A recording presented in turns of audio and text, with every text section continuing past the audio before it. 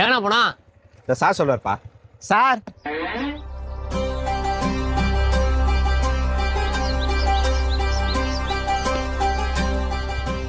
Helmet எங்க?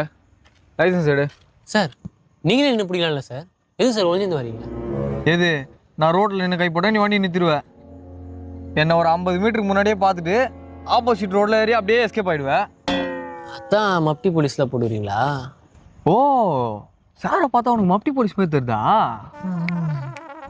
அவரும் உன்ன மாதிரி தான் ஹெல்மெட் இல்லாமல் வந்தார். ஃபைனை கட்டு போனால் காசு இல்லைன்னு சொன்னார். அதான் பனிஷ்மெண்ட் கொடுத்து நிற்க வச்சுக்கிறேன். சரி, நீ ஃபைனை கட்டு போ.